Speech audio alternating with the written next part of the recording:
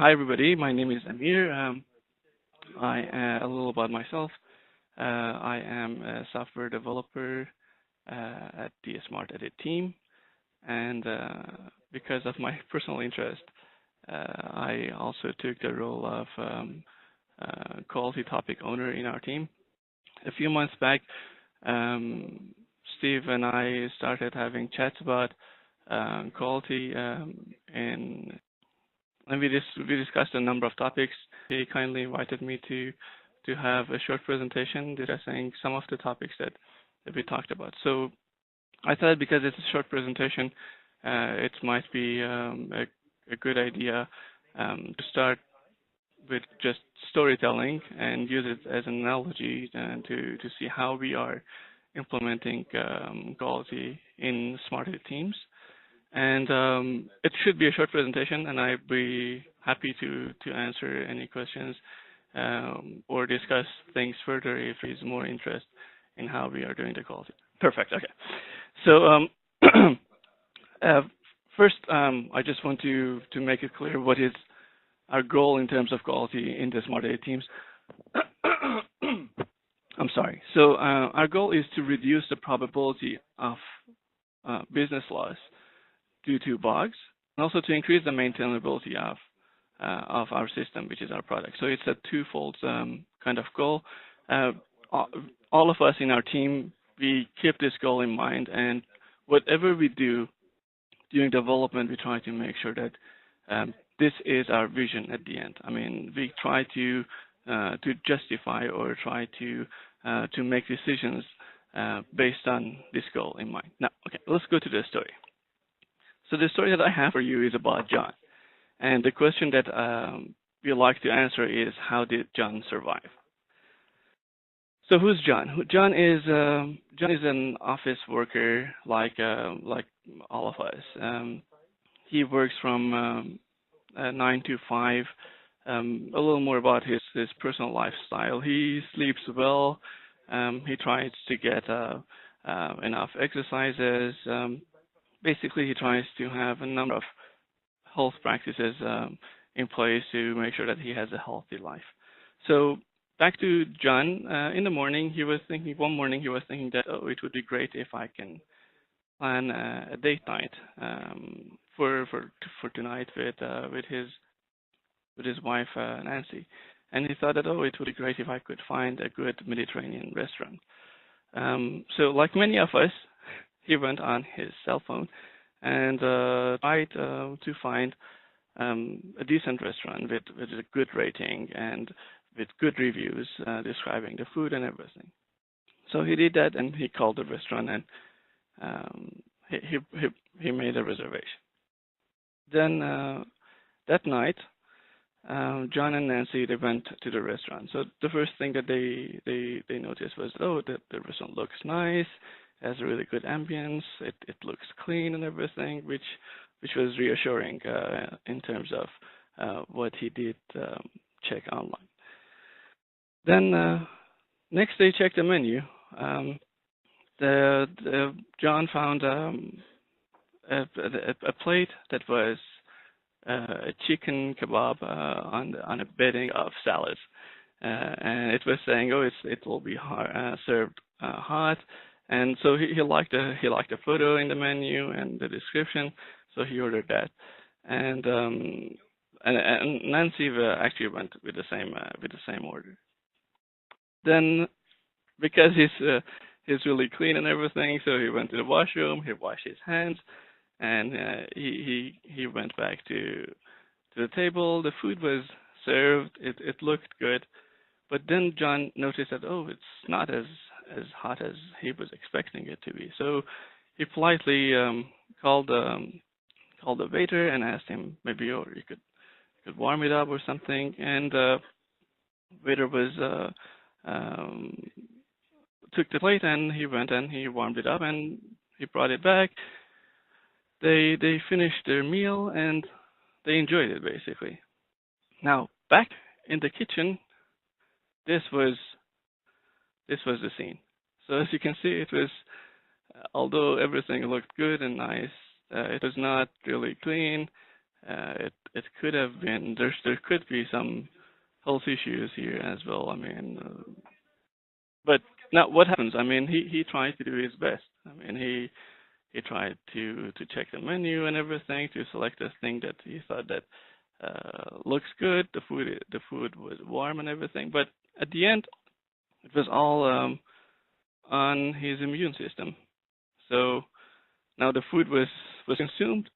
So what the last line of defense that he has was actually his immune system. As you know, the immune system has different lines. The first line is usually the skin and everything else. I'm not going to go to the details of that, but at the end of the day, he survived. I mean, and I think it was mainly because of his immune system, or he just got lucky. I don't know. Now, so that was the whole story. Just to wrap it up, John tried to do some preventions. He used a number of health practices: sleeping well, getting enough exercises, washing your hand, um, getting enough milk probably, and getting fresh air and things like that. Similarly, in our domain, we have a guiding principle in our team basically to try to have similar practices, basically similar to health practices, in as our development practices. We try to do code review, we try to do pair programming, having coding dojos, bringing new technologies, doing trial, um, setting setting goals, creating cost and benefit kind of measurements. So basically, we are trying to do similar things to health practices. At the same time, we regularly check the effectiveness of those practices in our team. Now we can get back to this later if there are more questions about it.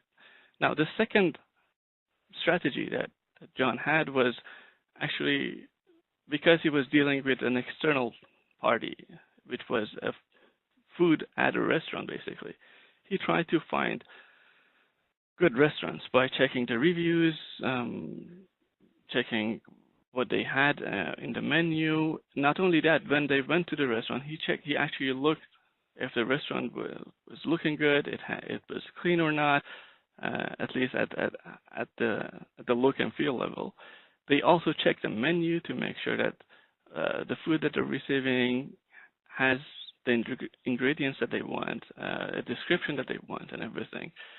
And not only that, but also when the food was served, he also checked the food against the description, because the description was saying it would be hot chicken kebab on salads, while the food was not hot. So he went through a different type of checking when he was dealing with an external service. Similarly, in our team, we use contracts. When we are dealing with external services, we use contracts. We try to monitor them and making sure that we follow setting proper contracts and also monitoring the contracts regularly to make sure that we find things before they break in terms of service contracts. Now, the last thing, as I mentioned, was his immune system. Although he did all of those things, still things could have gone wrong, because maybe the kitchen was not clean. Maybe the chef was not careful enough when he was preparing the food. So at the end, it was John's immune system that should have tolerated the food that it was consuming. Again, another similar practice in our team is our focus on creating immunity for our product.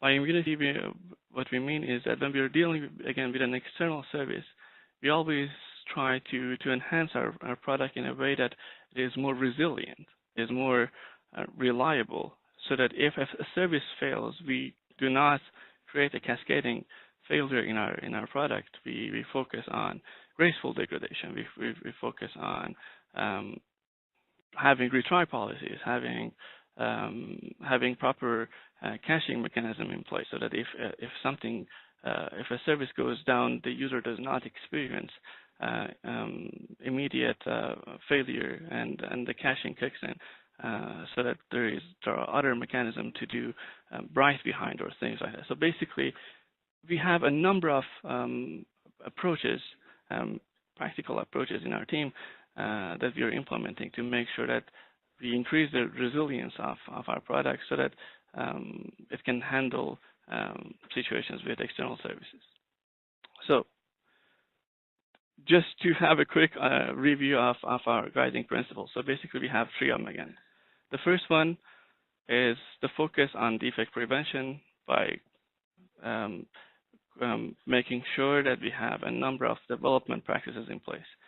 We have documented this as part of our quality strategy. And I mentioned that we also check the effectiveness of these practices. That is one of the things that we do at the end of each release, or basically regularly, let's say every few months. And we have metrics in place to see if you're doing, if you're going in the right direction. Those are directional measurements. And that measurement can tell us which of these practices we might need to focus more on, whether maybe we need to have more design, better focus on design sessions. Maybe we need to have more focus on checking the partner scenarios and things like that. So those are the practices and how we regularly check their effectiveness. The second one, as I mentioned, was to use the contracts and to monitor them. These are basically implemented using shared mocks and disposable mocks in place. Basically, whoever is providing a service will create has a mock first approach, so he will create a mock first. The mock will be shared between the provider and consumer. The consumer will run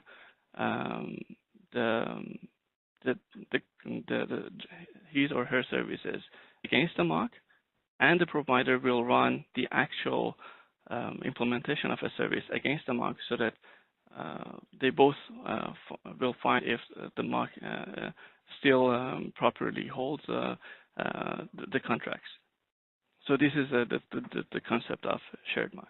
Not only that, we usually and regularly check our contracts, whether we come up with them at the design sessions within different subgroups in our team, and we also monitor them using automated tests. The last one, as I mentioned, was creating immunity. I think I already mentioned a few examples of that. We are really big on graceful degradation, having proper generic and built-in retry policies in our application, so that the application doesn't fail, and it performs different types of retries, let's say simple retries, linear retries, exponential retries, depending on the type of service that is going to be used, because not all services have the same nature. Some of them are tooling services, some of them are CMS services, some of them are completely external to our team. So depending on that, we have good mechanisms in place to handle the situation. So those were the three main guiding principles that we try to follow in our team, and that should actually wrap up my presentation. So I'll be happy to answer any questions that you guys might have, and I hope that I am still on time. Perfect. You've got an extra 30 seconds if you want it. But no, I'm good. Very good. So yeah, that's open floor. Anybody got any questions for Amir?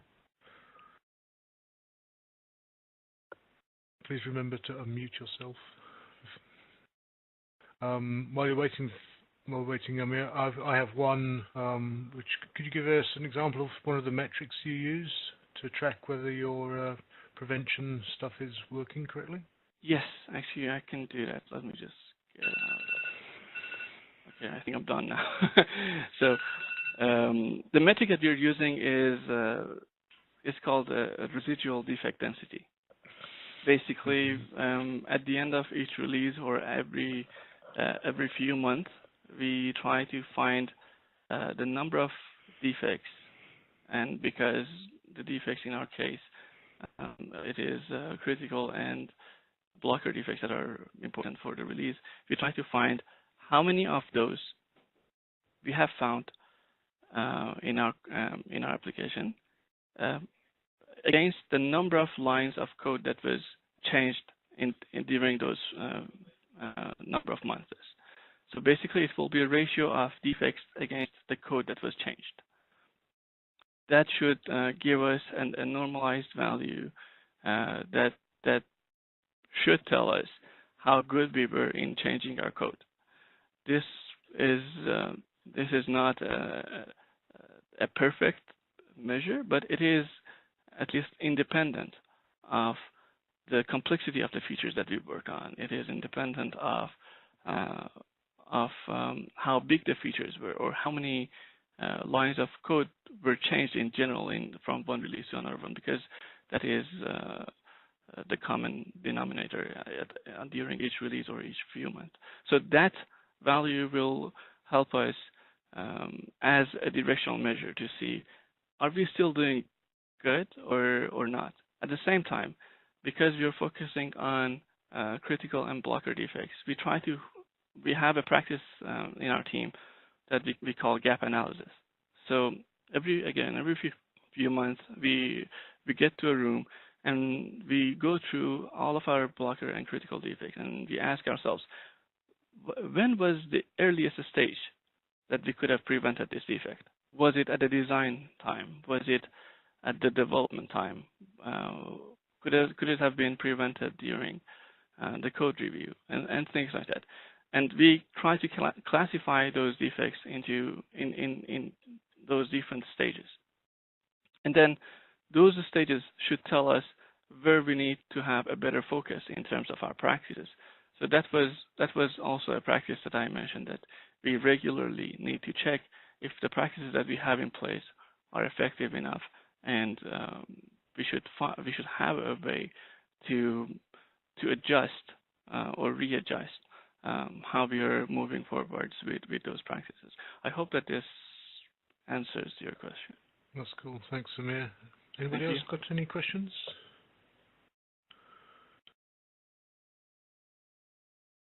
I have a question, but do you do any metrics on sprint levels after every sprint? Because you only talked about stuff that you do after a release or a few months, but do you do anything after a sprint?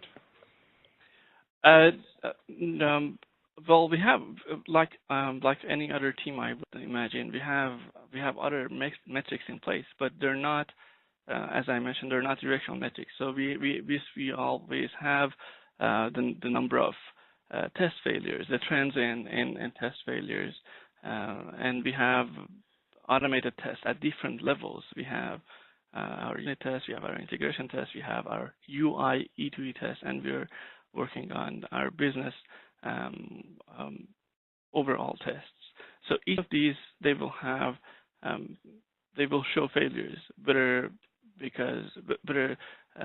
due to defects that we have introduced in the code, or because the quality of the test was not good. So we always look at those trends to see how we are doing in our day-to-day activities when we are working with the code, just to find out, oh, maybe this part of the code, regardless of if it's a test or if it's a functional code, needs a refactoring to be done, and maybe this part has a lot of complexity, and that is causing the maintenance of it or the modification of it become more and more complex and more time-consuming and more error-prone for developers, for all of us to work on. So those are the other type of metrics that we have in place that you could think of them as you said, at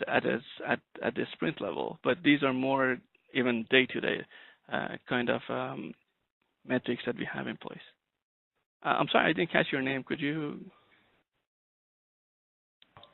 This is Michael. Thanks for your answer. Okay, thank you, Michael. Cool. Thanks, Amir.